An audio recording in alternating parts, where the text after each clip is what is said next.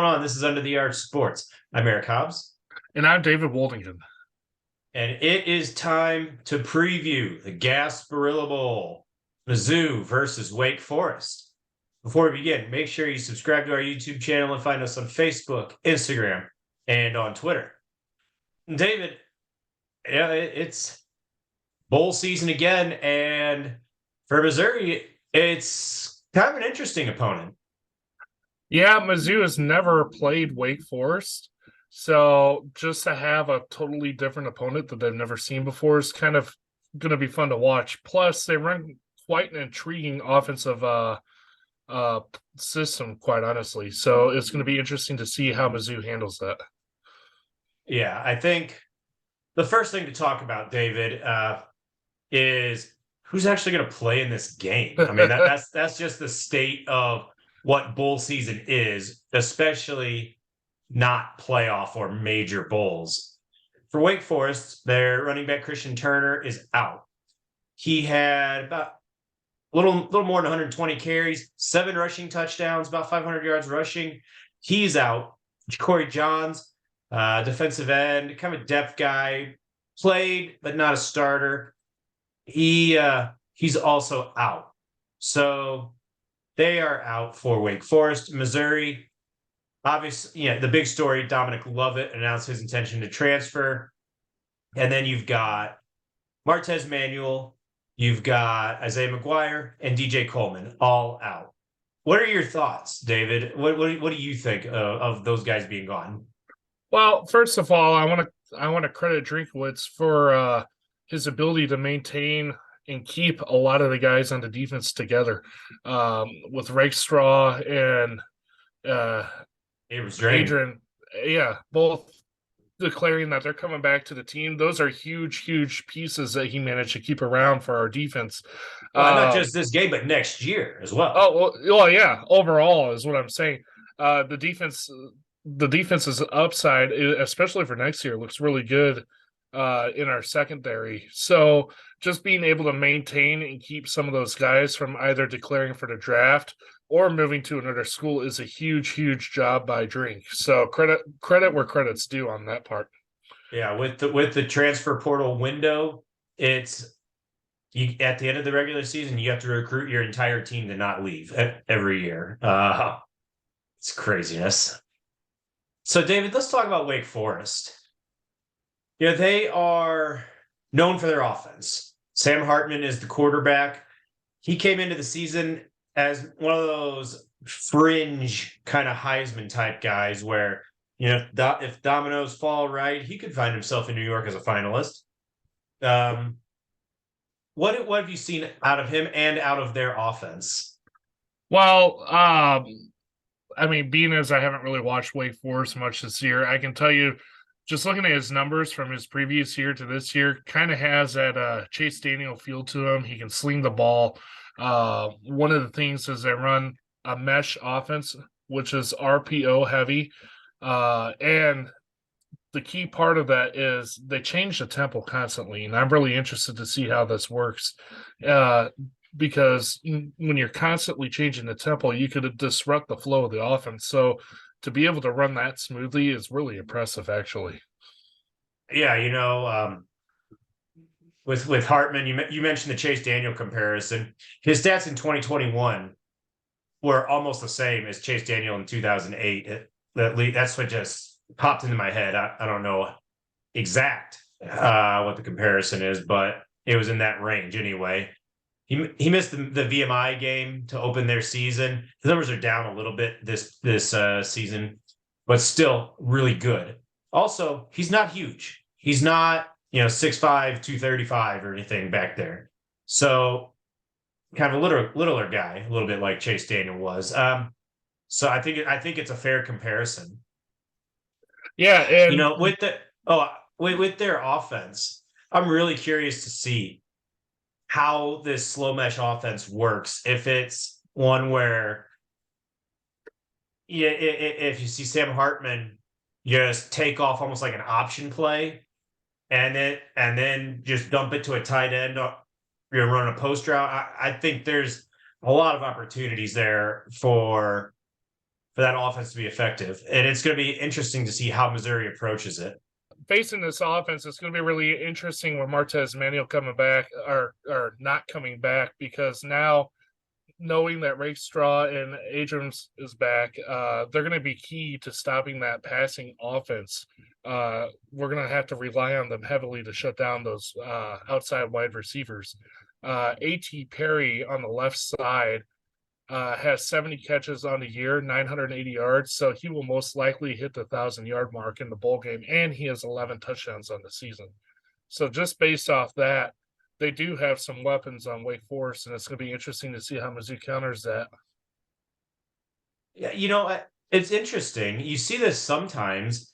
A.T. Perry lines up almost exclusively on the left side of the line of scrimmage. I think that's interesting.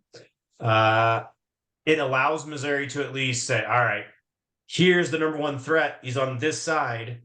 So, we'll see if they motion him across the field a lot. But I find that interesting that he's dangerous, to be sure, but he's not like a Macklin or what Missouri fans are hoping Luther Burden turns into, where he's just all over the football field. You know exactly where A.T. Perry is going to be. Now, David, for Missouri, obviously the defense, we just talked about what they're going to be up against. For me, Dalen Carnell, I think, he's taken over Martez Manuel's spot. I think Missouri's going to be fine, personally. I'm very high on Carnell. On the defensive line, losing Isaiah McGuire hurts. DJ Coleman had come on the second half of the season, but it's an opportunity for Johnny Walker and Arden Walker to really make their presence known and kind of establish themselves as the future of the Missouri defensive line. Yeah. I mean, the line all season has shown there's been depth. So all this does is open up opportunity for those who may have not had it before. There's been a good competition there. And honestly, that was a strength of Missouri's defense. So losing those two guys, while it hurts because they're top end guys, I think Missouri's going to be fine on that side too. Yeah, offensively, losing Love, it hurts. That said, Wake Forest is not a very good defensive team. They're 90th, 95th, whatever they were in total defense. Run defense tied for 45th, so not awful. Pass defense, bottom 20. They're not good, giving up 273 yards a game. Drinkwitz mentioned young guys playing. He was asked if that meant Sam Horn, and basically the answer was no. So if there was any doubt there, it's Brady Cook. And Brady Cook has an opportunity here. If he can hit a couple of receivers, particularly on some chunk plays, Wake Forest is not above giving those up. And replacing Lovett, I think the answer is Mookie Cooper. I think you give him a look at the very least. Well, and Mookie's going to get his shot. Some are mentioning that Luther Burden's probably going to move over to Lovett's spot. I don't know if they do that until after the season's over. Maybe work on that in spring ball for next year. Yeah, but I wouldn't do it. I wouldn't do it for just the bowl game. I think when Theo Weiss gets in there and kind of new fresh start with spring ball and all that, I think we'll see Luther Burden in the slot more, but not for this game, I don't think. But yeah, it's going to be worth mentioning though. However, Drinkowitz has not called the games for the last 3 or 4 games of the season, and with their quarterback coach, with them losing the quarterback coach and everything, he's going to be taking over the play calling again. So it's going to be interesting to see if he changes things up at all, and if he still allows Brady to run, because that's when he is at his best. And it seemed like those last 3 or 4 games, Brady Cook really started using his legs to open up the passing game. And once that happened, he became a much, much more efficient quarterback, if you will. I think this is the story of the game in terms of the Missouri offense. Bush Hamdan, was responsible for the increase in Brady Cook's leg usage, run game. Will Drinkwitz embrace that? Is that, or is it one where he's going to say, "Yep, that worked out. We're going to keep doing it," and then just fall into old habits and not do it? Or is he just going to be stubborn and say, "No, we're going to go back to what the way I want to call a game"? I personally think he's going to plan on it and then fall into old habits. That's my personal opinion. Looking at how he talked about with running backs, how, I can't just lean on these guys like this. I got to spread the wealth a little bit more. And then Tyler Beatty got about 99.999% of all the carries a season ago. I don't trust Drake, honestly, calling the offense to be as effective as Bush Hamdan was. So I think that's a big blow for Missouri. Hamdan leaving to be the offensive coordinator at Boise State. Yeah, and one other thing I think people have overlooked is during those 3 or 4 games when the offense has improved, the mistakes were a lot less, and I think a lot of that was Drink was able to focus on minimizing a lot of those mistakes since he wasn't calling the offense. Now that he's back to calling the offense, I'm worried that you're going to start seeing a lot more false starts and things like that because he can't focus on all that stuff on the sideline when he's calling plays as well. Yeah, I agree with you. Let's move into predictions here, David. It's all about two things. It's about offensive play calling and using Brady Cook in the run game, as we just talked about. And can the defense hang on? Missouri's defense was pretty good. But when they faced a good offense, now Tennessee may have been the best offense in the country, but they got absolutely shredded. Historically bad defensive numbers. Can they at least hang with Wake Forest? Slow them down. I'm gonna go 30-27 for Wake Forest. Yeah, and it's a lesser bowl game. You got people transferring out. You don't know who all is going to be playing officially for both sides. In all honesty, you could still have some guys. Who wants to be there? Yeah, who cares about this game? You could still have guys opting out and everything. Honestly, bowl games are some of the hardest games to bet on, predict, whatever you want to do.